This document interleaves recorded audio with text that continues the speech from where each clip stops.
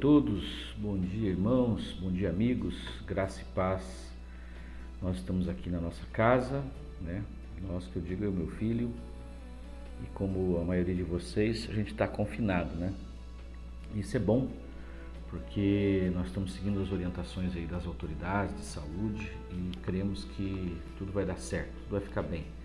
Mantenha a tua fé e mantenha a prudência, né? Todos os cuidados que estão sendo dados aí. Mas eu quero trazer mais uma palavra, mais uma meditação para todos que me ouvem, os irmãos, os amigos, você que acompanha aí o meu canal. Nós temos falado sobre graça e graça radical, não é uma graça apenas de palavra, né? A graça é o Evangelho, nós temos dito isso. João 17 fala que a lei foi dada por Moisés, graça e verdade vieram por Jesus Cristo. E na verdade deveria ser graça e verdade veio, porque graça e verdade estão juntas, não se separam. E nós temos algumas contraposições em relação à lei e à graça. Essa é uma delas, né? A lei foi dada, você pode enviar uma coisa que você quer dar, como aconteceu no caso com Moisés. Mas a graça veio até nós, né? A graça e a verdade vieram na pessoa do Senhor Jesus. Se nós olharmos para essas contraposições, o primeiro milagre da lei, que foi o que Moisés fez, foi transformar água em sangue, resultando em morte, em desolação. O primeiro milagre da graça de Jesus, lá nas bodas de Caná da Galileia, foi transformar água em vinho, o que trouxe alegria, o que trouxe vida e trouxe celebração para aquele casal, para aquela família. E nós vamos assim olhando, né? Por exemplo, mais uma contraposição. Na lei, Moisés recebeu uma ordem do Senhor ali no Sinai: tira as sandálias dos teus pés, porque o lugar onde você está é santo. Na graça, pela aproximação que o Senhor Jesus, né, nos proporcionou, você vê ali na parábola do filho pródigo que o pai manda colocar sandálias nos pés do filho porque ele é digno de estar na sua presença. E assim por diante, todas as contraposições que nós vemos, porque a lei, embora santa, justa, perfeita, ela é a lei de Deus, incapaz de salvar o homem. Ela apenas mostra o quanto o homem é pecador e o como Deus é santo. Nós precisamos da graça do nosso Senhor Jesus para sermos salvos. Se nós formos olhar para algumas perguntas que se fazem, por exemplo, o que anula a fé e a vida cristã? O pessoal vai dizer que é o pecado, né? Mas na verdade o que a Bíblia fala, que a lei ela ressalta o pecado, ela mostra para o homem a condenação. E ele é chamado por Paulo, a lei é chamada de ministério da condenação, ministério da morte. Mas o ministério do Espírito, que é o ministério da graça, ele é muito mais excelente. É uma glória que não se desvanece, é uma glória que permanece. Veja, nós temos em Hebreus 11, lá na galeria dos heróis da fé, e temos também ali a definição do que é fé. Em Hebreus 11 está escrito que a fé é o firme fundamento das coisas que se esperam e a prova das coisas que não se veem. E aí ele vai falar sobre uma série de heróis da fé.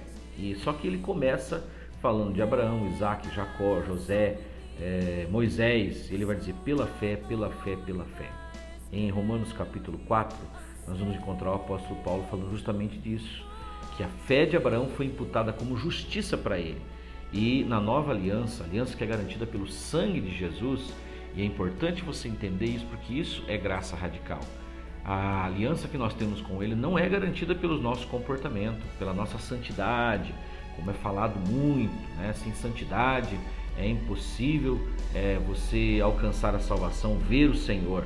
Agora, no mesmo texto de Hebreus 12, logo depois aqui desse capítulo 11, nós vamos encontrar: ninguém se prive da graça do nosso Deus. A graça, na verdade, é o caminho para que nós possamos alcançar a santidade. Porque o Evangelho não é moralidade, o Evangelho produz excelência moral. A maior parte daqueles que são convertidos, que entregaram a vida para Cristo, não querem pecar. Agora, se você ficar pensando em pecado, os pastores pregando sobre pecado, regras, ditames, leis, o que vai fazer é que a pessoa vai se sentir como a lei faz com que a gente se sinta, muito sujo, muito pecador. E aí a tendência da carne é aquela, né? Quem está sujo, surge-se mais ainda. Mas se você se sentir limpo, santificado, aperfeiçoado pelo sangue de Cristo, que é a garantia da nova aliança, você vai ter desejo de se purificar mais ainda. O que é limpo, limpe-se mais ainda. Como que nós nos tornamos limpos? Pelo sangue de Jesus. E cada vez a gente nos aproximando mais dessa luz, porque nós vamos vendo que as nossas obras, elas vão ficando mais parecidas com as obras de Cristo. Igual Ele, só na vida eterna. Mas nós estamos caminhando para essa perfeição em Cristo Jesus. Então a lei, ela tem essa contraposição em relação à fé. A fé é pedida por Jesus aos seus discípulos. Nesse texto de Hebreus, nós encontramos, por exemplo, Moisés. Moisés, que foi o grande profeta. Os maiores milagres dele não foram depois da lei, foram antes da lei. Aliás, o texto aqui, ele vai ressaltar duas coisas em Hebreus capítulo 11, o verso 24, quando fala sobre a fé de Moisés, alguns feitos dele. Moisés, sendo já grande, recusou ser chamado filho da filha de Faraó, que foi o caso dele deixar então aquela posição dele. Foi uma atitude bastante corajosa, uma atitude que traz aqui como uma atitude de fé dele, né? E diz que ele deixou o Egito porque tinha visto uma recompensa maior, pela fé. E aí vem o milagre, pela fé ele celebrou a Páscoa e a aspersão do sangue, verso 28, para que o destruidor dos primogênitos lhes não tocasse. Pela fé passaram o Mar Vermelho, como por terra seca, e o que intentando os egípcios se afogaram. Aqui acaba a menção, né, dos milagres de Moisés. Além daquelas que Deus usou para aquelas 10 pragas, nós temos o milagre da abertura do Mar Vermelho e até chegar ao Sinai. No Sinai você vai ver que Moisés então passa a legislar, a agir pela lei, a guiar aquele povo, e foi uma coisa assim que foi muito importante para eles, porque a lei, ela tinha o seu objetivo, não só de mostrar o quanto o homem é pecador, mas juntamente com isso você vê o Senhor dando ali o sacrifício dos animais, o cordeiro que morria de manhã, morria de tarde. E nós temos então a importância da lei para conduzir o homem até Cristo, que é a graça. A graça já estava presente ali, né? Tudo é fruto da graça, do favor imerecido de Deus, mas Moisés, ele tem ali a figura da graça no sangue dos cordeiros. E veja, Hebreus é bem claro nos capítulos anteriores, e dizendo sobre a importância do sangue de Jesus. Se o sangue de bodes e ovelhas, né, ou de touros, durava lá um ano até que eles renovassem o sacrifício, imagina o sangue de Jesus. O sangue de Jesus é eterno, o sangue de Jesus nos purifica até o fim da nossa vida, e essa certeza de que estamos limpos e não temos mais inimizade com Deus. Paulo é claro em dizer que nós estamos justificados pela fé. O nosso problema não é com Deus, nosso problema é na nossa convivência, né? Porque você veja, os 10 mandamentos mesmo, ele tem 4 mandamentos ligados a Deus e 6 ligados ao próximo. Por isso que Jesus resumiu, né, no texto que já tinha, inclusive, que era amar a Deus sobre todas as coisas e ao próximo como a ti mesmo. E no Evangelho é um pouquinho mais apertado, porque é o próximo como Jesus nos amou. Em João, no capítulo 13, Evangelho de João 13, Jesus disse que ele dá um novo mandamento, que vocês se amem como eu vos amei. E como que Jesus nos amou? Ele se entregou. Então, seguindo essa premissa, caminhando em cima disso, entendendo que estamos ligados na videira, até esse amor para dar ao próximo, nós dependemos do amor dele, nós somos enxertados nessa videira, e ele é a raiz, ele é que nos proporciona todas as condições para que nós frutifiquemos. E aliás, Gálatas fala que é fruto do Espírito, não é obra da carne. O fruto do Espírito é amor, mansidão, temperança, domínio próprio, fé, alegria, gozo no Espírito e assim por diante, mas é do Espírito em nós, e nós não temos condições de produzir isso. Não adianta ficar tentando.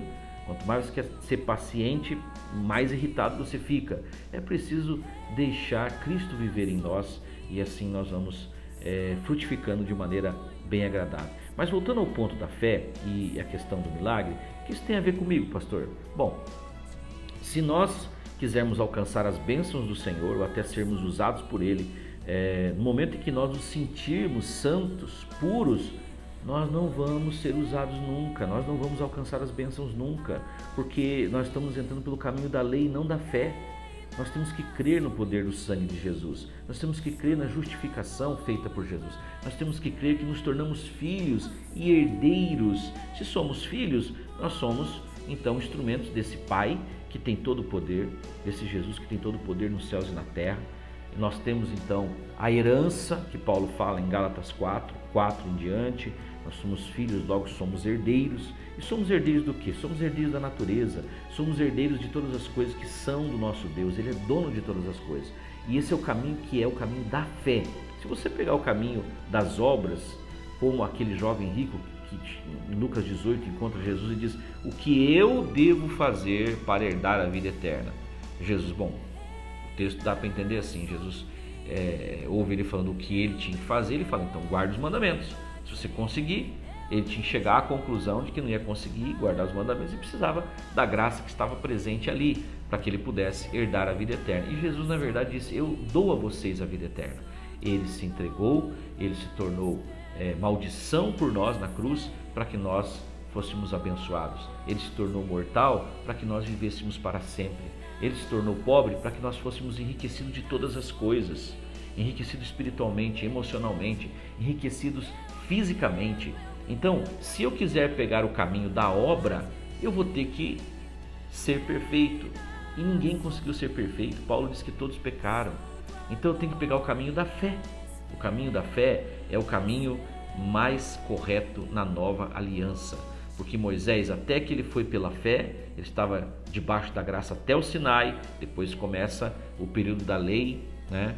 E ele não teve mais grandes milagres. E todos os grandes milagres que foram realizados após o Sinai, dentro da lei, eles estão fundamentados não na guarda da lei, porque é claro o texto que eles não guardaram, está fundamentado na graça que era presente através do derramamento do sangue do Cordeiro, que purificava o povo. Aquele Cordeiro que morria de manhã e um de tarde, quando Deus dá essa ordem lá em Êxodo, ele fala: para que eu possa caminhar, habitar no meio de vocês. Quando Balaão vai amaldiçoar o povo, porque Balaque o contrata, ele sobe no monte, olha o povo de Israel, e quando ele vai abrir a boca para amaldiçoar, vem a palavra do Senhor na sua boca, e ele fala: olha, contemplando as tendas de Jacó, né, e o acampamento de Israel, o Senhor não viu iniquidade, o Senhor vê som de festas, ouço o som festivo desse povo. Então, Deus não via iniquidade, não quer dizer que não tinha iniquidade,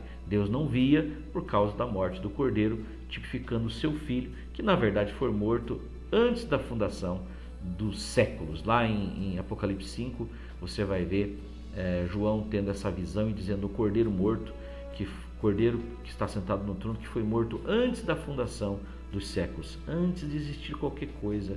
No conselho eterno de Deus, Cristo já havia morrido, seu sangue já tinha sido apresentado, ele materializou, né, em Jesus, e no seu corpo ele levou as nossas enfermidades. Veja, ele se tornou enfermo de todos os tipos de enfermidade para que nós fôssemos curados. Se esse coronavírus vier e atacar, ele vai ter que sair, porque o sangue de Jesus tem poder na nossa vida, ele não vai permanecer. Nós oramos para que não aconteça, que a tua casa não seja infectada, afetada, você não seja afetado, mas se ele vier, ele vai sair em nome de Jesus. Essa é a nossa vitória, a vitória que vence o mundo, a nossa fé. Pela fé nós alcançamos as nossas bênçãos. Olha, eu queria orar com você e dizer essa palavra no sentido de que você mantenha a tua fé. Nós não desprezamos a lei de Deus, nós não invalidamos a lei de Deus, mas nós não estamos procurando seguir e cumprir a lei de Deus, porque Cristo já cumpriu por nós. Nós estamos no período do favor imerecido. Não olhe para as tuas falhas, para os teus erros, para todos os teus pecados, porque cada vez mais em Cristo você vai sendo transformado de glória em glória, contemplando, como diz Paulo lá na segunda carta aos Coríntios, capítulo 3, contemplando esse Cristo maravilhoso que deu a sua vida, que entregou todas as coisas para que nós fôssemos aperfeiçoados. E nesse aperfeiçoamento está contido todas as respostas para as nossas orações. A nossa fé é que vence o mundo, a nossa fé alcança o milagre. Sem fé é impossível agradar a Deus. Nós temos também a continuação desse texto, né, de Hebreus 11:6, que fala que é necessário que nós acreditemos que Ele é galardoador, que Ele é presenteador, que Ele é Deus bom e quer te abençoar. Deus não está contra você, nós sempre dizemos isso. Deus está a teu favor, e se Deus é por nós, ninguém pode ser contra nós. Creia, tenha fé que o Senhor já fez todas essas coisas. Pai querido, eu quero orar pelos meus amigos, pelos meus irmãos, por aqueles que vão me ouvir nessa mensagem, para que eles realmente sejam esclarecidos, iluminados, que nós temos a oportunidade de sermos grandes instrumentos, de sermos muito abençoados, mas pela fé e não pelas obras, não pela performance, não pela lei, não pelos ditames, pelas regras, mas pela graça superabundante. Que essa graça, Senhor, tome conta da vida, da casa, do lar, de cada um dos meus irmãos. Quero te pedir a tua proteção sobre cada família, sobre cada familiar, amigo, conhecido, que estão, Senhor, isolados hoje pela recomendação médica, que eles tenham ali a tua presença com eles, que eles possam ter um tempo onde se dediquem a te conhecer um pouco mais e conhecer o teu amor maravilhoso expresso na cruz. Quero abençoá-los, a todas as famílias, a todos os meus irmãos, em nome do Senhor Jesus. Amém. Amém. Deus te abençoe, um forte abraço e fica firme aí na sua quarentena, vai dar tudo certo. Você vai passar rápido, em nome de Jesus. Abraço.